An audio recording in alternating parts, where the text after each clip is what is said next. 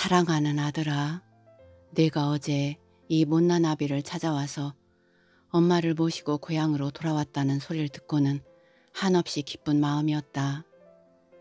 그리고 다시 너의 엄마를 만나서 그동안의 잘못을 용서받고 싶다는 생각을 하였으나 나의 잘못이 너무도 큰 마당에 이제 다시 너의 엄마를 만나게 된다면 또 다른 짐을 지게 해드리는 것 같아서 다시는 너의 엄마를 만나지 않고 여기에서 아주 멀리 떠나서 살기로 결심을 하였다.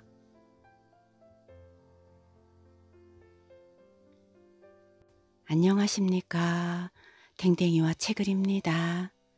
오늘 들려드릴 작품은 김두수 작가님의 단편소설 낡은 창문에 드리워진 저녁 노을입니다. 이 작품은 김두수 소설집 첫사랑의 바람에 수록된 작품입니다. 이 소설집은 강원도 강원문화재단 창작 지원금 수혜작입니다. 작품을 들으시고 좋아요를 눌러주시면 작가에게 힘이 됩니다. 구독은 감동입니다. 이제 시작합니다. 편안하고 행복한 시간 되십시오.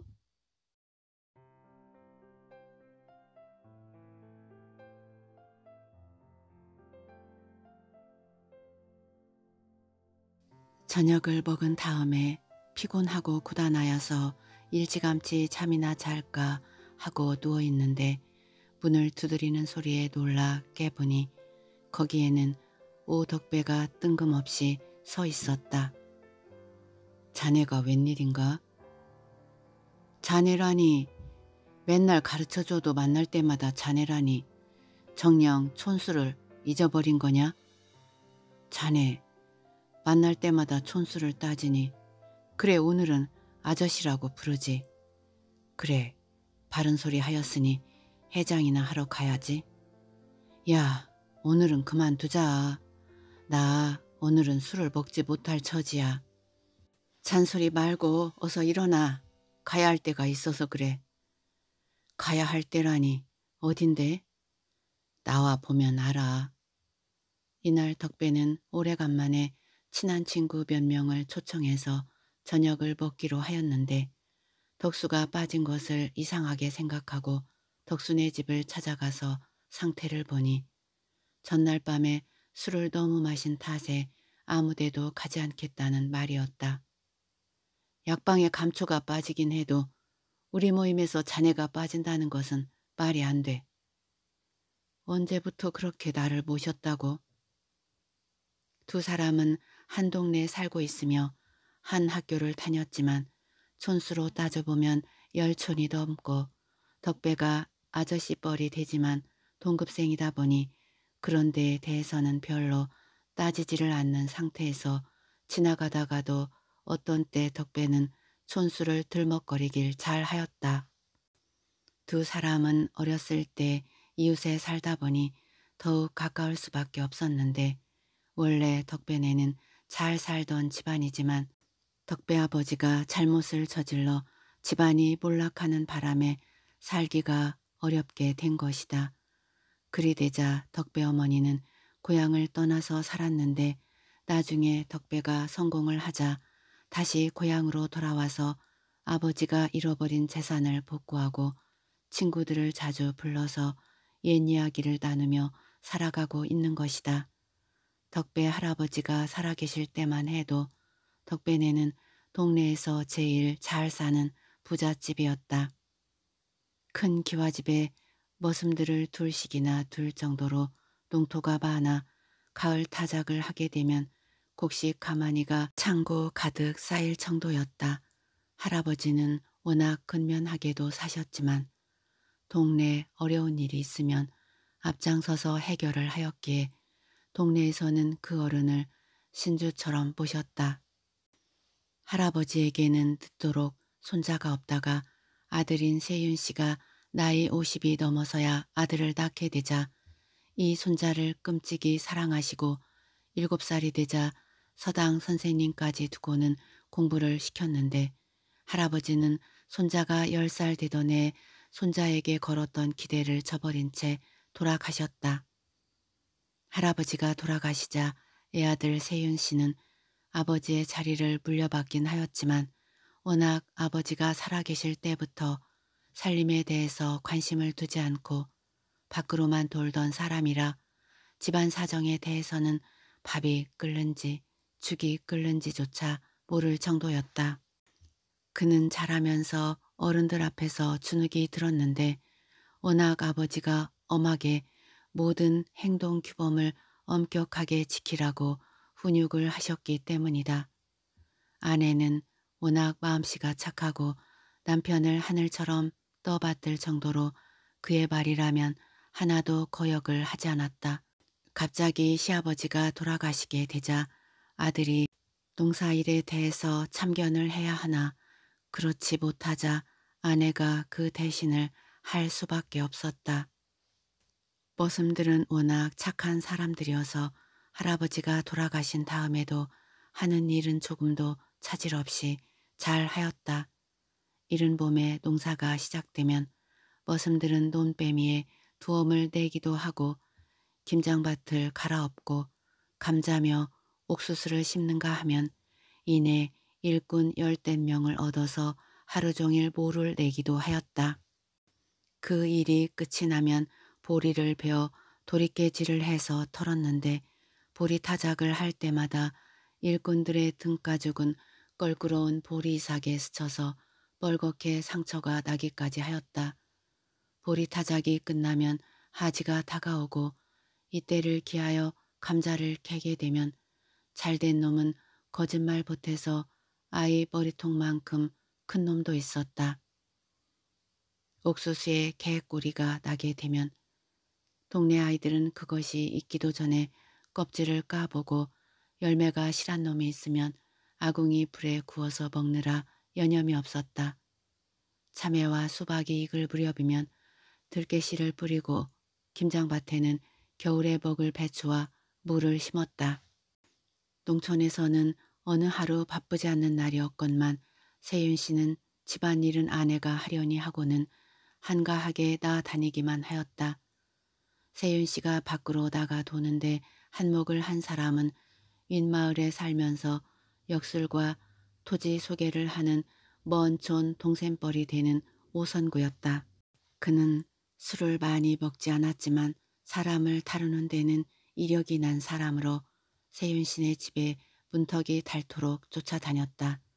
세윤 씨가 토지를 팔게 되면 거기에서 고물이라도 얻어먹으려는 속셈이었지만 세윤 씨는 어떤 일이 있어도 토지만은 꽉 움켜쥐고 있으라는 말을 아버지에게서 수도 없이 들었기 때문에 토지를 팔아서 돈을 쓸 생각은 조금도 하지 않았다.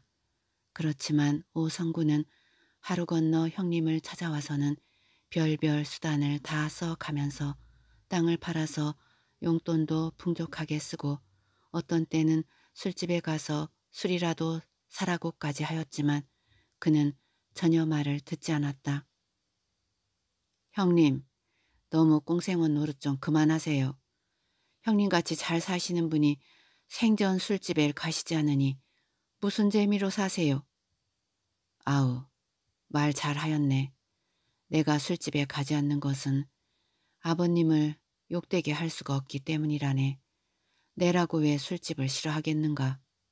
형님의 말씀을 듣고 보니 지당하신 말씀을 하시네요. 어르신이야말로 얼마나 이 동네뿐 아니라 다른 마을에서까지 존경을 하시는 분입니까? 그분의 아들 대신이 움막에 움츠려 사는 것과 같았을 것입니다. 그런데 이제는 어르신이 돌아가셨으니 자유롭게 사셔야죠. 그래, 자네 말이 맞긴 하네만 자유롭게 산다는 게 어디 쉬운 일인가? 형님, 제가 오늘부터 형님을 하늘처럼 모시고 세상 천지의 자연 경관을 다 유람시켜 드리면 안 되겠습니까? 세상 천지 유람을 시킨다고? 그게 말씀이죠. 다시 말씀을 드리면 세상에 나서 한번 사람답게 살아가야지. 어떻게 만날 그날이 그날처럼 때가 되면 밥이나 먹고 세월을 무미하게 보냅니까? 제가 모시고 다니게 되면 좋은 수가 많이 있습니다. 다만 그렇게 하자면 꽃처럼 어여쁜 여자 하나를 끼워 넣어야 일이 제대로 되는 법입니다. 여보게, 난 그런 데 대해서 아는 것이 없기도 하지만 돈이 들어간다면 다 싫다네. 형님, 무슨 말씀을 그렇게 하세요. 돈이라는 것은 쓰라는 것이고 게다가 술집에 다닌다고 해서 돈이 뭉텅이로 들어가는 것도 아니지 않습니까? 형님이 모르셔서 그렇지 주막에 가게 되면 이런 사람 저런 사람들이 다 모여서 술을 마시기도 하지만 가무가 따르다 보니 인생의 즐거움을 거기서 찾을 수도 있답니다. 거길 가게 되면 얼굴이 양귀비 같은 기생들이 춤과 노래를 부르는데 남자라고 무 하나 달고 있으면 거기에 빠져들지 않는 자가 하나도 없다니까요. 형님, 오늘 한번 가보시게 되면 내일부터는 날이 새기 전부터 저를 찾으실 겁니다. 현재 형님이 지니신 재산이라면 일생 동안 술집을 마음대로 들락거리고 전국 유람을 해마다 다니신다고 해도 재산의 축이 나지는 않을 것입니다. 형님이 아무리 돈을 많이 쓰신다고 해도 대가을이 되면 다시 창고가 가득 채워지지 않겠습니까? 동생의 말을 들어보니 기가 솔깃해지긴 하지만 그래도 그렇지 잘못하다가 재산 다 날아갈 수도 있어. 그러니 그러지 말고 그냥 우리 집에서 막걸리나 한잔 하세. 형님, 그러시지 말고 기왕 말 나온 김에 주막집으로 가십시다. 동생이 모처럼 그렇게 말을 하니 오늘만은 집에서 하고 다음에 가기로 하세. 우리 형님 정말 새색시 맛 좀 보게 해드리려고 했더니 다 틀렸구먼. 오성구는 그 후에도 형님을 밖으로 끌어내서 돈을 쓰도록 유도를 하였지만 그때마다 무슨 핑계를 대는 바람에 한 번도 성공을 거두지 못하였다. 그러는 중에 오선구에게 큰일이 닥친 것이니 지금까지 바느질로 돈을 벌던 아내가 갑자기 허리에 병이 생겨서 앞으로 일을 못하게 된다고 하자 부득이 치료를 받고자 아주 짐을 싸가지고 서울로 이사를 가버린 것이다. 세윤 씨는 그제야 동생이 서울로 가는 것을 아쉬워하고 그의 말을 들어주었다면 좋았을 것을 하는 후회를 하였다. 오성구가 살던 집으로 이번에는 고순재라는 사람이 이사를 왔다. 그는 이사를 오자마자 세윤 씨를 찾아와서는 정중하게 인사를 하였다. 그가 찾아온 이유는 이 불악에서 제일 부자로 사시는 분이기에 앞으로 많은 도움을 받고 싶다고 하면서 오선구하고는 친구간이며 그의 소개로 이리로 이사를 왔다는 것이다. 세윤 씨는 그의 말 들어보아 오선구가 어떤 말을 하였기에 이리로 왔을까 하는 의심을 가지면서 앞으로 이와 접촉하는 것을 삼가야겠다고 생각을 했다. 그런데 어느 날 세윤 씨를 찾아온 그가 모시고 갈 데가 있다면서 팔 소매를 잡아 끄는데 오선구 동생의 말은 잘 듣지 않던 사람이 이 사람의 말에는 한마디 거절도 하지 않고 따라 나서게 된 것이니 오선구가 하던 말에 대한 궁금증을 혹시 풀게 되는 것은 아닌가 하는 호기심이 밑바닥에 깔려 있었기 때문이었을 것이다. 아닌 게 아니라 고순재는 주막으로 앞장을 섰는데 방으로 들어가 보니 떡 벌어지게 술상을 앞세우고 기생 두 사람이 인사를 올리는데 생전 처음으로 기생의 아름다운 모습을 보게 된 세윤 씨의 눈이 희둥그레질 수밖에 없었다. 이날 기생 중에 향단이는 얼굴도 예쁘지만 그의 호리호리한 허리하며 생글생글 웃는 모습은 세윤 씨의 마음을 홀딱 반하게 하였다. 그는 세윤 씨의 무릎에 턱 앉으면서 갖은 애교를 다 부리는데 오선구의 말하던 의구심이 거기에서 풀리는 것이다. 이후 세윤 씨는 하루가 멀다 하고 기생들과 술판을 벌리게 되었다. 갈 때마다 향단이가 세윤 씨의 마음을 흔들어 놓는 바람에 이제는 하루도 그를 보지 않고는 못 베길 정도로 밤마다 그가 그리워지는 것이다. 한편 고 순재는 세윤 씨와 함께 술을 마신 다음에는 기생들과 노는 것보다도 더 재미있는 곳이 있다면서 소매를 잡아 끌었다. 그곳은 여러 사람이 모여서 직고땡을 하는 투전판이었다. 처음으로 거기에 발을 들여놓은 세윤 씨는 한쪽에서 구경을 하다 보니 옆에서 자꾸만 한번 들어앉으라고 권하여 억지로 한번 앉고 보니 돈이 솔솔 들어오는데 재미가 있었다. 형님, 사람 사는 재미가 술 먹는 데만 있지 않고 이런 데도 있으니 이따금 들어앉아 보세요. 고순재의 말을 듣고 보니 그럴 만도 하여 조금씩 투전판에 앉다 보니 그 후부터 저녁에 눕게 되면 투전판의 화토장이 천정에서 소금장이 물 위에서 돌아가듯이 빙그르르 도는 것이다.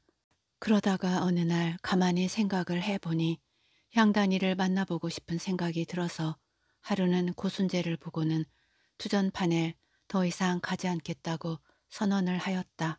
그러자 고순재는 향단이를 잘못 사귀면 돈이 다 날아가지만 투전판에 앉게 되면 형님에게 돈이 들어오는데 무슨 말씀을 그렇게 하시느냐며 깨는 바람에 세윤 씨는 할 수 없이 다시 그를 따르게 된 것이다. 그런데 고순재의 말 맞다나 세윤 씨가 들어앉기만 하면 나날이 돈이 들어오는데 정신이 없을 지경이었다. 그러다 보니 향단이를 만나는 것도 잊어버리고 매일같이 자고 깨면 출근을 하다시피 투전판으로 나갔는데 그러던 어느 날 큰 판이 벌어져서 정신을 바짝 차리고 있었는데 새벽녘이 되면서 긁어모았던 돈이 슬금슬금 장마에 논도랑이 터져서 논물이 빠져나가듯이 나가기 시작하더니 나중에는 미천마저 다 털려 몇 달간 들어왔던 돈마저 홀랑 따라갔던 것이다. 한참 재미를 볼만할 때 일이 이렇게 되자 약이 오른 바람에 옆에 사람에게 돈을 꾸어서 해보았으나 돈이 먼저처럼 들어오지 않았다. 이렇게 해도 안 되고 저런 방법을 써보아도 제대로 되지 않자 할 수 없이 마누라가 감춰놓은 땅 문서 하나를 몰래 훔쳐서 팔고는 다시 투전판에 대들었던 것이다.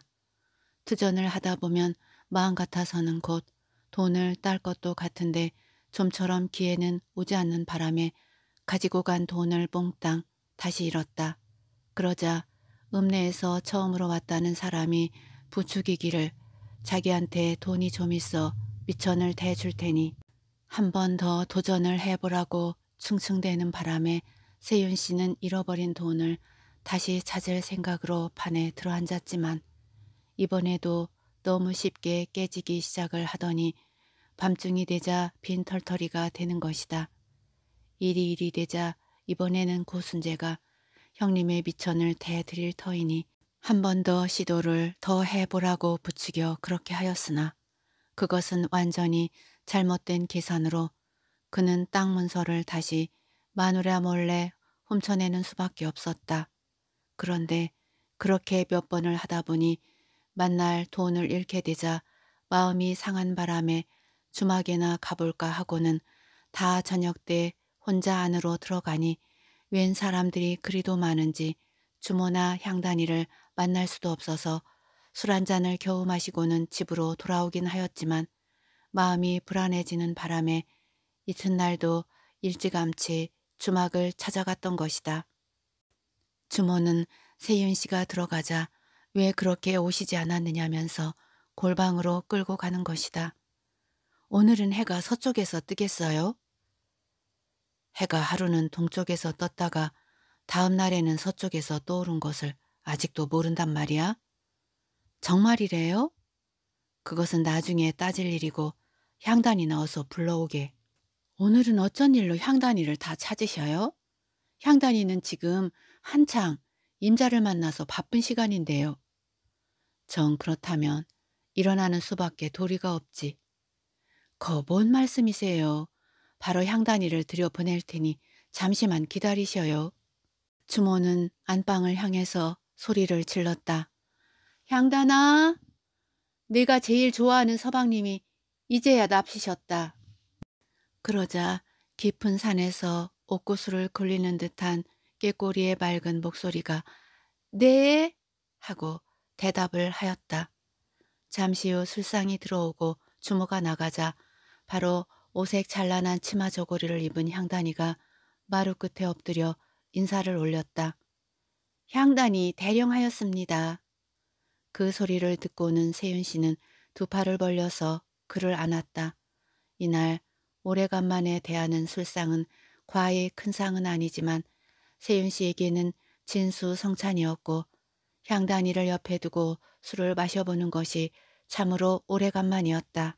이날 세윤 씨는 향단이와 술을 먹는 자리에서 그가 남도창을 너무도 멋들어지게 부른다는 것을 알게 되었다.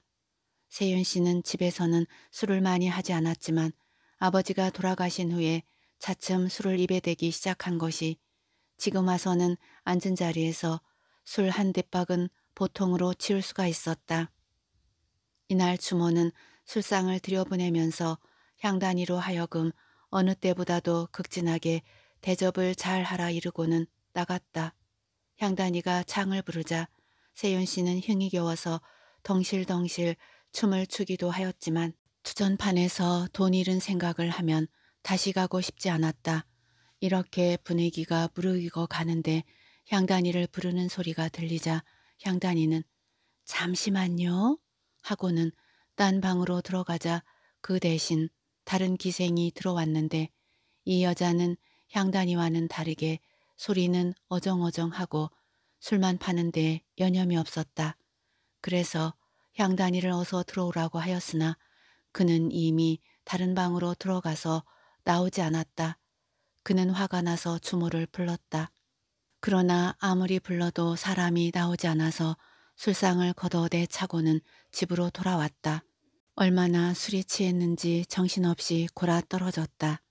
술이 깨어난 것은 다 저녁 때였는데 일어나 보니 어제 일이 도무지 생각이 나지 않더니 간간히 향단의 모습이 떠오르는 것이어서 그는 옷을 갈아입고는 다시 술집을 찾아 들어서니 읍내에 건달 몇 명이 와서 벌써 안방을 차지하고 하루 종일 술을 마시고 있었다.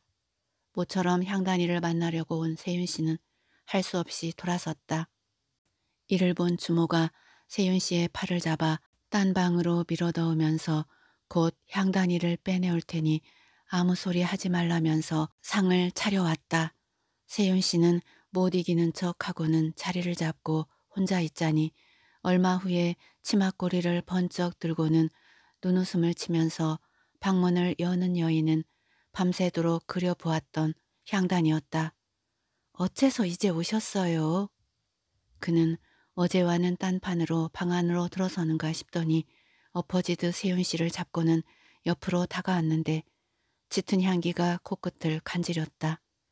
다시 그를 마주하고 보니 얼마나 화장을 예쁘게 하였는지 정신이 몽롱할 지경이었다. 잠시 후에 주모가 뒤따라 방문을 열더니 아무도 이 방에 들어오지 못하도록 할 것이니 마음 놓고 가물을 즐기라면서 방문을 닫고 나갔다. 그런데 한참 후에 안에서 들려오는 소리는 주모를 향하여 방금 여기 앉았던 기생을 빨리 들여보내라는 소리였다. 방금 오줌 누러 갔으니 좀 기다리셔요. 오줌을 누러 간 게 언젠데 그런 소리를 하는 거야? 남자는 오줌을 누려면 소방호수 하나 쭉 빼들고 휘두르면 되지만 여자는 오줌을 누자면 얼마나 복잡한지는 알아요? 둘러입은 치마끈 풀어야지. 속옷 가달 들어 올리고 앉는데도 한나절 걸리니 그렇다는 걸 좀 이해를 해 주셔요. 그래도 그렇지. 언제 나갔는데 이제껏 들어오지 않는단 말이야? 아니할 말로 그 사이에 어느 놈과 붙어 있는 것은 아니야? 손님도 참 성질도 급하셔라. 아무리 거시기에 굶주렸기로 바깥이 훤한 판에 그런 일을 하는 사람이 어디 있어요? 주모, 그런 소리 하지 말어. 낮 거시기를 좋아하는 놈은 따로 있다는 것도 몰라요? 난 그런 건 몰라요. 조금만 기다려 봐요. 주모가 그런 것을 모른다니 공연히 하는 소리겠지. 사실은 말이야. 대낮에 거시기가 제일 맛이 좋다네. 가만, 내가 지금 무슨 말을 하고 있는 게야. 어서 색시나 들어보내란 말이야. 주모는 이 소리를 듣자 아무래도 얼른 현단이를 나오라고 해야 할 것 같아서 방금 아무 소리 하지 말라고 일렀던 방문을 활짝 열다가 기겁을 하고 나가 자빠질 뻔하였으니 세상에 방금 술상을 방으로 들여보내고 얼마 되지도 않았는데 그 사이에 둘이 한일자가 되어서 한쪽 구석에서 이불 싸움을 하고 있었기 때문이다. 방금 전에 어떤 활량이 낫 것이기를 좋아하는 놈이 있다더니 그 말이 거짓말이 아니라는 것을 눈으로 확인을 하게 되자 그대로 문을 꽝 닫고는 뒤돌아서는데 주모 뒤를 바짝 뒤따랐던 돔팡이가 이 광경을 보고는 바로 방문을 열고는 벌거벗은 세윤 씨를 끌어내더니 마당에다가 패대기를 치는 것이다. 이제 보니 이놈이 우리가 찾는 색시를 독차지하는 바람에 들어오지 못했구나. 벌거벗은 채 마당으로 팽개쳐진 세윤 씨는 잠깐 정신이 없었으나 생전 보도 못한 놈에게 떠밀려 나가 곤드라진 생각을 하니 너무도 분하여 일어나자 이놈의 옆구리를 발로 걷어대차니 저만치 나가 곤드라치면서 사람 죽네 하는 소리를 지르는 것이다. 그 사이에 세윤 씨는 얼른 방으로 들어가서 옷을 주섬주섬 입고는 밖으로 달아나려는데 안방에서 술을 마시던 건달들이 난데없이 사람 죽는다는 소리를 듣고는 방문을 열다가 마당에 나가 곤드라진 친구를 보고는 대여섯 놈이 한꺼번에 몰려나와 세윤 씨에게 몰려들어 몰매를 치는데 세윤 씨는 애게게 소리를 치면서 쭉 뻗고 말았다. 그때 주모가 그들의 앞을 가로막더니 소리를 질렀다. 이 사람 죽으면 당신들 다 콩밥 먹으러 가야 할 텐데 이래도 되는 거야?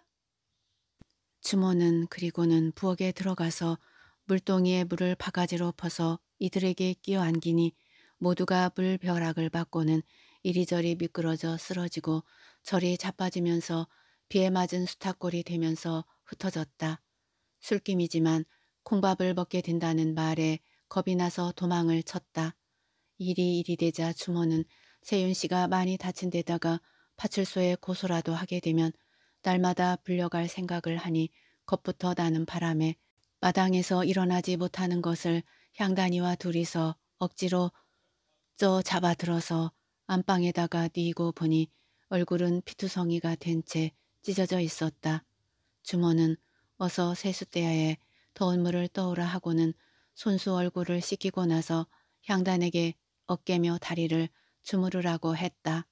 향단이 어깨를 주무르려 하자 아야 하고는 손도 대지를 못하게 하는 것이었으니 워낙 많이 맞은 데다가 정신까지 혼미한 상태이기 때문에 말도 제대로 못하였다. 그래도 주모가 다시 어디가 몹시 아프냐고 하자 세윤 씨는 다행히 어깨만 아플 뿐 다른 곳은 이상이 없다고 하였다. 하기야 술이 잔뜩 취한 자들이 발길질이나 손찌검을 한다고는 했으나 술이 곤두레가 된 사람들이 맥이 풀려 있었을 것이니 맞은 곳의 부상이 심하지는 않았다. 일이 이쯤 되자 향단이의 체면이 서질 않게 되자 그 다음 날 주모에게 100배 사죄를 하면서 다른 곳으로 가겠다고 하였다. 네가 오기는 마음대로 왔지만 가는 것은 마음대로 갈 수가 없고 기왕에 왔으니 1년 동안만 더 있다 가거라. 향단이가 온 지 얼마 되지 않았는데 안팎으로 소문이 나자 별별 사람들이 다 몰려드는 판에 이 아이를 보낸다는 말이 되는가 주모가 생각할 때 향단이의 인기가 얼마나 좋은지 이맛박에 피도 마르지 않은 아이들까지 소문을 듣고는 울타리 너머로 흘끔흘끔거리며 지나가는가 하면 생전 노랑이라고 소문이 나 있는 강 건너 장서방까지도 술을 먹으러 오기도 하고 대장간의 호랍이 깽깽이도 날마다 목을 매기 때문이다. 아무 소리 하지 말고 있어봐. 여기 사람들 괜찮은 사람도 많고 돈 분께나 있는 사람도 있으니 너 하기에 따라서 한미천 잡아야 하지 않겠니? 저 때문에 손님들이 싸웠으니 언니한테 죄송해서 그렇죠. 죄송할 것 없다. 다만 엊그제 보니 좀 주의를 해야 하겠더라. 아무리 거시기를 좋아하는 사람이 온다 하더라도 몇 번쯤은 내숭을 떠는 척이라도 해야지. 오줌이 마렵다고 아무 데서나 궁둥이를 까내리지 않는 것처럼 아랫도리를 함부로 열어서는 안 된단 말이야. 알았냐? 네, 언니. 제가 그러고 싶다기보다는 상대방이 다짜고짜 들여대니 방법이 없지 않아요? 밥 안 치고 뜸을 들여야 하는 것처럼 요령을 써야지, 요령을.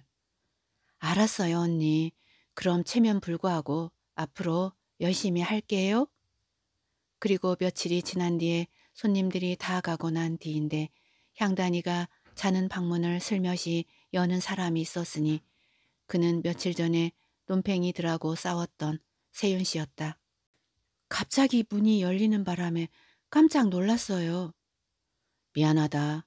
사실은 주모에게 미안해서 가만히 너에게 온 것이야. 지금까지 술집에 몇 번 와서 봤지만 다른 여자한테서 느끼지 못한 무엇이 그를 사로잡게 하였다. 주모 모르게 술상 차려오너라. 아무리 그래도 그렇지. 언니 모르게 어떻게 술을 마셔요. 조금만 기다리세요. 술상이 들어오자 향단이는 이내 잔에다가 술 한 잔을 가득 채웠다. 영감, 우리 언제 서울에 가서 같이 살면 안 돼요? 이 소리를 들은 세윤 씨는 정신이 번쩍 들었다. 영감이란 소리를 처음으로 들었기 때문이었다. 언젠가 서울에 한 번 가 보았는데 전차가 뚜루루 다녀서 사람들이 걸어 다니지 않아도 되고 남대문인가 하는 시장을 가서 보니 세상에 어쩌면 그렇게도 사람들이 많은지 점심때가 되어서 어느 음식점에 들어가 바람벽에 적어 놓은 것을 보니 국밥을 비롯해서 부침개도 수십 가지나 되고 생선을 구워 대오는데 어떻게 그리도 척척 손발이 맞아서 음식을 금방 갖다가 주는지 게다가 날씬한 여자 종업원들이 궁둥이를 살살 돌려가면서 음식을 따르는데 어쩌면 나비가 달듯이 소리도 없이 다니는지 국밥 한 그릇을 먹고 나서 돈이 좀 아깝기는 하였지만 사람이 한 번은 서울에서 살만하다는 생각을 한 바가 있긴 한데 향단이가 서울로 가자는 것이다. 그래, 기왕지사 남아로 태어나서 아리따운 여자 만나서 서울로 가서 한번 살아봐. 마음이 정해지자 발동 걸린 기계방아 돌아가듯이 무슨 수를 쓰던지 이번 기회를 놓치지 말아야겠다는 생각이 부쩍 들었다. 세윤 씨는 며칠간을 매일같이 향단이를 찾았다. 그날 또 저녁을 늦게 먹은 후에 주막에 가니 주모가 몹시 아파서 나오지를 않고 향단이가 문을 열더니 깜짝 놀라면서 사랑으로 들어가라는 신호를 하여 그의 말대로 사랑으로 들어가자 잠시 후에 맨몸으로 나오는 것이다. 술 한 잔 마셔야지. 성질도 급하셔. 술은 잠시 후에 잡숫고 나 좀 안아주어요. 그는 몇 날을 줄인 산돼지 모양으로 단박 세윤 씨에게 덤벼들었다. 아닌 밤중이 아니고 그것도 초저녁에 말이다. 나 보고 싶지 않았어요? 그렇지요? 왜 그런 소리를 하냐? 내가 보고 싶어 안달이 나는 바람에 이렇게 찾아온 게야. 정말 그렇지? 나 서방님 없으면 죽을 것 같아. 우리 하루빨리 서울로 가서 살아요. 응? 서울에 가려면 돈이 많아야지. 안 그래? 서방님 돈이 많지 않아요? 대답 안 해주시면 앞으로는 본척만척 할지도 몰라요. 이날 세윤 씨는 초저녁부터 녹초가 되는 바람에 피곤해서 잠이 슬슬 오고 있었다. 다음 날도 그 시간에 가니 주모가 나오지 않고 손님도 없었는데 향단이 살짝 내다보더니 정말 본체만체 하고는 도로 들어가 버렸다. 세윤 씨는 갑자기 향단이가 본체하지 않자 화가 나서 문짝을 발로 걷어내찼다. 야, 향단아, 나오지 못해? 그러자 향단이 뛰어나오면서 깜짝 놀라는 것이었다. 잠시 쇼 좀 부려보려고 하였으니 그새를 못 참으셔요? 향단이는 세윤 씨의 목을 끌어안더니 방으로 들어가자 그를 잡아뜨렸다. 누가 보면 어쩌려고 이렇게 사람을 쓰러뜨리고 난리냐? 영감은 구더기 무서워서 장을 못 담그는 줄 아세요? 아무리 그래도 그렇지. 숨이나 좀 쉬어가면서 무엇을 하던가 하지. 왜 이리 서둘러? 영감도 참 아침부터 굶고 앉아있는 판에 밥을 보게 되니 군침이 돌아서 얼른 먹어야지 뭘 꿈을 그리셔요. 향단은 그 말을 하더니 지금 집에는 아무도 없으니 얼마든지 무슨 소리를 질러도 괜찮다고 하였다. 무슨 소리라니? 그건 또 무슨 소리란 말이야? 우리 서방님 뭘 모르셔. 음식을 먹어도 짝짝 씹어 먹을 때가 다르고 천천히 씹으면서 먹는 맛이 다르듯이 거시기를 하는 데 있어서도 동작에 따라 그리고 움직이는 각도에 따라 그 맛이 다 다른 법이에요. 우리 서방님 아직 그런 데에는 도가 트지 못하신 모양인데 이 갓나가 배운 대로 시범을 하루 한 가지씩 보여드릴 테니 천천히 배워보실래요? 세윤 씨는 듣기가 좀 민망했지만 여러 가지 동작이 따로 있다는 말에 호기심이 갔다. 그렇다면 어디서 그런 실험을 했다는 것인가? 세윤 씨는 무슨 일이든지 간에 연습을 해야 그 실력이 는다는 걸 알고 있긴 하였지만 그렇다면 이 일도 자주 하다 보면 실력이 느는 것인가? 사실 집에서는 한 달이 가고 어떤 때 두 달이 가도 집 식구하고는 자는 것을 잊어버릴 정도였는데 향단이를 알고부터는 매일이다시피 일을 해도 조금도 피곤하지 않고 점점 그 실력이 늘었다. 세윤 씨 자신이 알다가도 모를 일이지만 그 이유가 어디에 있는가를 생각하다가 향단이의 쟁기가 특수하다는 것을 알게 되었다. 향단이는 한 번 시작을 하게 되면 두세 번은 옹달샘 물을 홀짝홀짝 쏟아내는 바람에 말을 탈 때마다 헉헉대다가는 나가 곤드라지기를 여러 번 되풀이하였다. 좋지, 좋아. 향단이는 기관차에 속력을 놓으면서도 중간중간에 마치 기계방아가 발동을 꺼려지고 쿵킹쿵킥 하다가 다시 힘을 내고 돌아갈 때처럼 몇 번이나 조였다 놓았다 하는 것이었으니 그때마다 세윤 씨는 황소가 거품을 허옇게 뱉으면서 밭을 갈듯이 순간순간을 맞춰가느라 침을 개게 흘릴 수밖에 없었다. 그런데 문제는 주모가 아픈 몸이 낫게 되자 며칠간 재미를 톡톡히 보던 세윤 씨와 향단이와의 암 거래는 중단되지 않을 수밖에 없었다. 하루가 가면 다음 새날이 오지만 세윤 씨의 향단이의 방 출입은 인연을 두고 계속되었는데 물동이도 어찌하다가 돌에라도 부딪히면 금이 가듯이 세윤 씨의 재산도 논 한 마지기에 밭 하루거리씩을 몇 번을 팔다 보니 어느새 집에 남은 것이라고는 조상 때부터 물려받은 기와집 한 채에 산골짜기의 하루거리 밭대기 뿐이었다.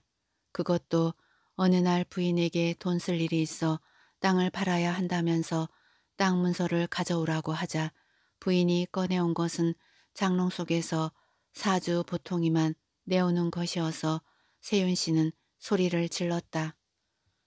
이 병신 같은 여편네야. 내가 땅 문서 가져오랬지 언제 사주 보따리 가져오랬어? 그러자 지금까지 아무 말도 하지 않던 마누라가 가지고 있던 사주 보따리를 세윤 씨의 면상에다가 팽개치면서 말을 하였다.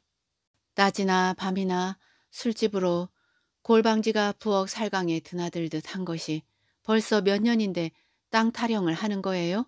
아이고 못 살아. 마누라의 넋두리를 생전 처음으로 듣게 되자 세윤 씨는 정신이 번쩍 들었다. 뭔 소리야? 우리 땅이 얼마나 많았는데 그런 소리를 하는 거야. 내가 그동안 잠시 한눈을 팔긴 하였지만 그러는 동안에 너는 어느 놈을 붙어먹느라 나 몰래 땅 문서를 넘겨주었냐? 바른 대로 말을 해. 이 여편네야. 날더러 땅 문서를 넘겨주었다고요? 천벌을 받을 소리 하지 말아요. 지금 남아있는 땅이 얼마 있는 줄이나 알아요? 술이 취할 때마다 몰래 장롱 안에 땅 문서를 하나 둘씩 빼내가고선 아직도 땅 문서가 남아있다 생각을 하느냐고요. 병신 같은 여편네가 뭐라고 하는 게야. 재산 다 없애고 아직도 큰 소리를 하다니 난 이제 이 집에서 멀리 떠날 테니 어디 그 기생하고 잘 살아보시오.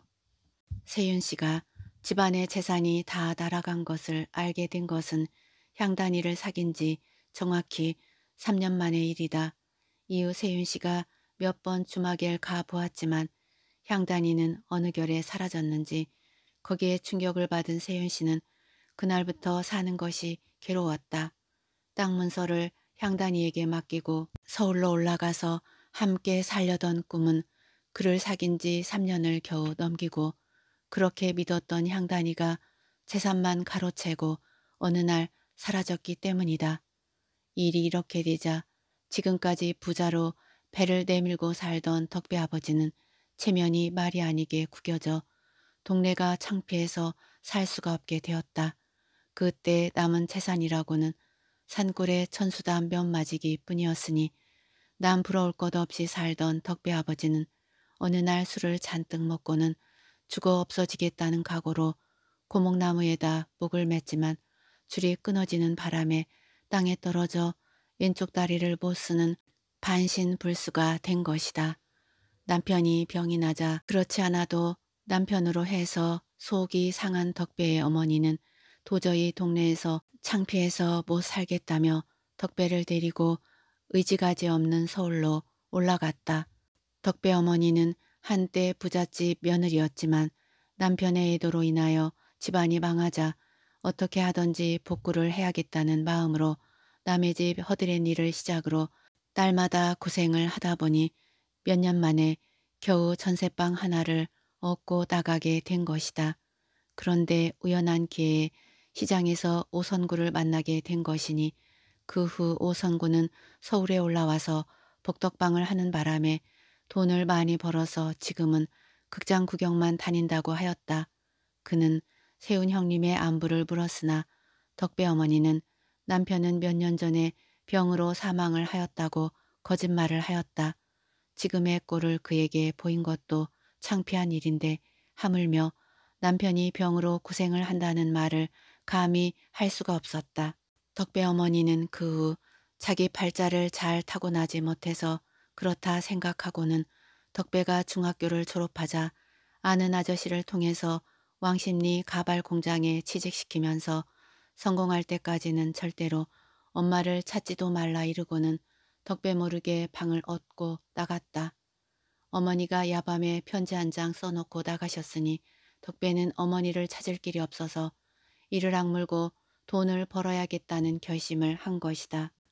그의 목표는 악바리로 돈을 모아서 어머니를 행복하게 시켜드려야겠다는 결심을 하였으나 가발 공장에서의 수입을 가지고는 도저히 그렇게 될 것 같지 않자 거기를 그만두고는 빵 공장에 가서 기술을 배웠다. 1년여를 고생 끝에 덕배는 제빵 기술의 자격증을 따고는 우선은 작은 빵 공장에 취직을 하고는 열심히 일을 한 지 5년 만에 사장님이 다른 곳으로 이사를 가면서 빵 공장을 넘겨주는 바람에 그는 겁도 없이 인수하였으며 그 후에는 빵 공장의 규모를 넓히고 종업원도 여러 명 채용하였다. 빵의 수요가 갑자기 늘게 된 것은 근처 불모지의 건설업자들이 개인주택을 짓게 되었기 때문이었다. 덕배는 그 바람에 돈을 많이 벌게 되었다. 덕배는 그제야 어머니를 찾아뵈어도 될 것 같아서 어머니를 수소문하다 보니 어머니는 신림동 어느 작은 셋집에 사시면서 식당에서 일을 하고 계셨다. 아들이 어머니를 갑자기 찾아뵙자 어머니는 깜짝 놀라며 그러지 않아도 엄마가 너무 아들이 보고 싶어서 모든 일을 다 그만두려 하였는데 찾아왔다며 그렇게 좋아하실 수가 없었다. 어머니는 덕배의 그동안의 고생담을 들으시고 나서 한숨을 쉬시더니 말씀을 하시는데 그것은 지금까지 엄마도 고생을 하였지만 아들이 고생해서 돈을 벌었으니 대견하다면서 아버지가 잃어버린 땅을 찾는 것이 소원이며 고향으로 돌아가서 떳떳하게 살아야겠다는 말씀을 하셨다. 덕배는 어머니의 생각이 그러시다는 것을 처음으로 알게 되면서 어머니가 고향을 떠나실 때 맺힌 한이 그렇게 컸었다는 생각을 하니 어머니가 불쌍하기만 하였다. 덕배는 어머니의 소원대로 고향의 친구에게 부탁하여 땅을 구입하려 하니 아버지 소유의 땅은 벌써 여러 사람들에게 넘어갈 정도로 복잡하게 얽혀 있었다. 덕배는 고향 후배에게 땅값은 얼마든지 요구대로 줄 테니 다시 사보라고 하자 후배는 여러 경로를 통하여 원대에 복구할 수 있도록 해주었다. 땅을 다시 구입한 뒤에 어머니께 말씀드리자 어머니는 눈물을 흘리시며 덕배를 안아주었다.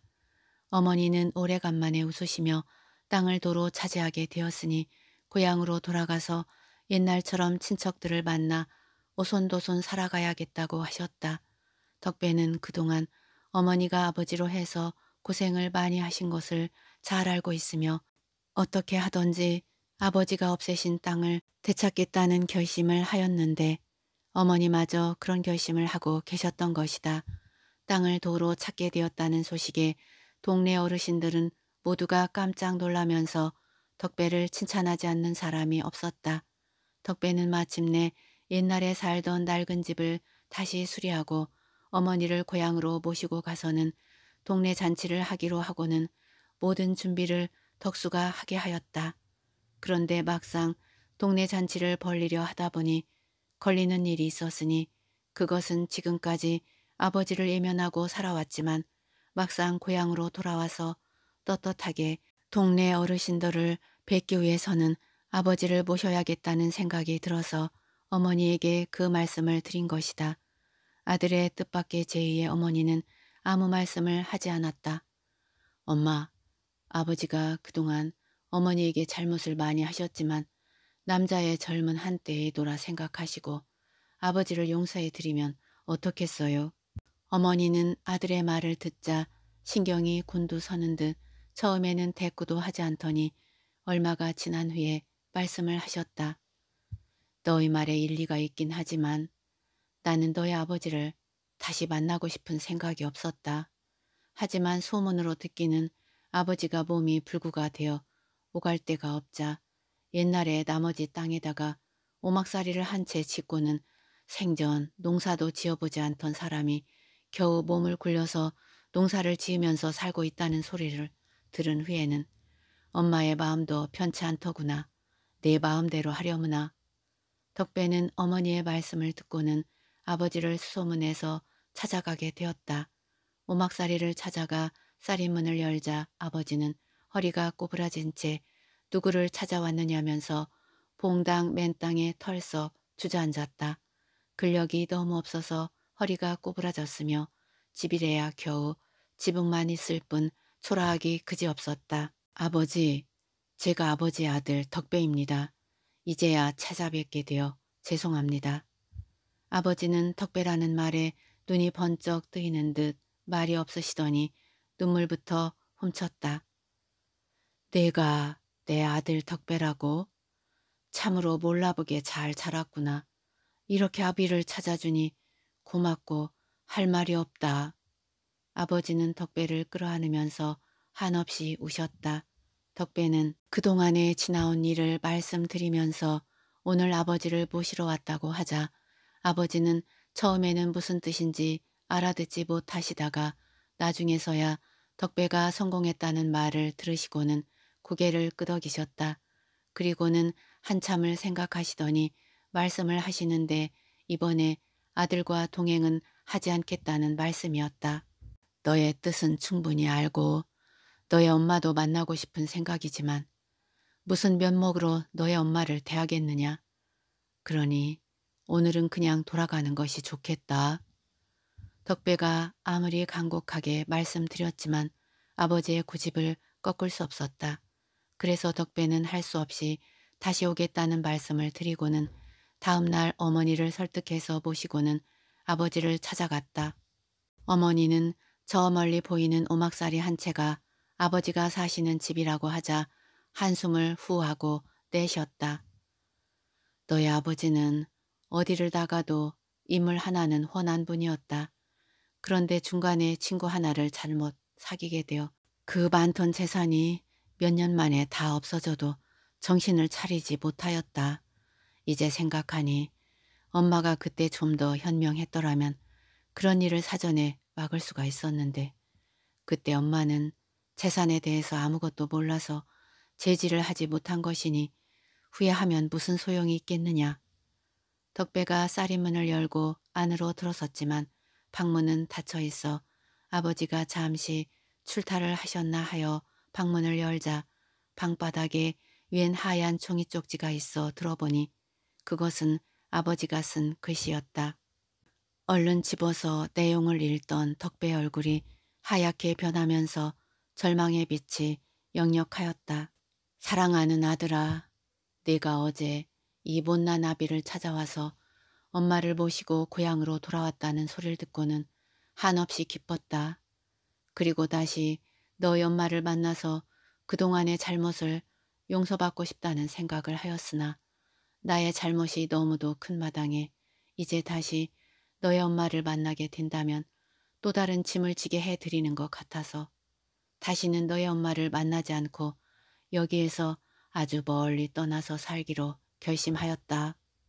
나를 원망할 것도 없지만 그것이 내가 너와 너희 엄마한테 해줄 수 있는 마지막 사랑이라고 생각한다. 앞으로는 나를 다시 찾지 말고 엄마를 잘 봉양해 드리는 아들이 되기 바란다. 이제 내가 여기를 떠나게 되면 지금까지 만나지 못하고 살아온 것처럼 그렇게 살게 되겠지. 아비 노릇도 하지 못하고 이제 한데 모여서 살아갈 자신이 없어서 이렇게 떠나니 나를 용서해다오. 아비가. 아버지가 쓰신 내용을 다 읽고 난 덕배의 눈에서는 하염없이 눈물이 흘러내렸다. 어머니는 아들의 모습을 바라보다가 눈물을 흘리자 아버지의 사연이 심상치 않다는 것을 느끼셨는지 아무 말씀도 하지 않더니 봉당으로 가셔서는 한쪽으로 앉으셨다. 해가 서산으로 기우는데 저녁 노을이 언제 발랐는지 모를 다 낡은 창문에 드리워지는 것이다.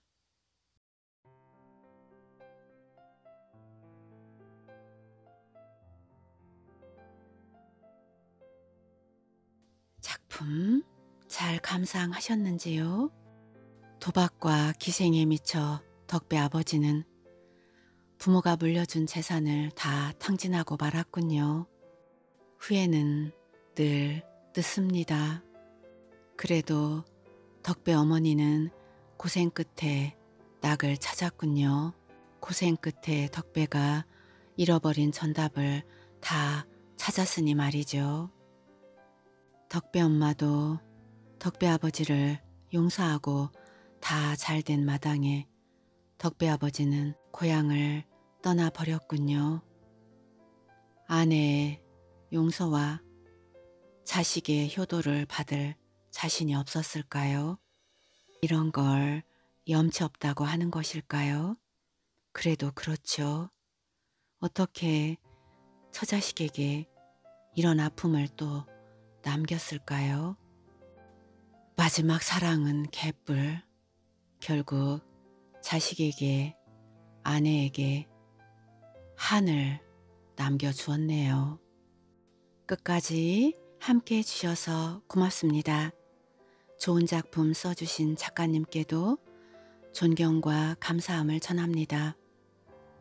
다음 작품으로 또 만나요.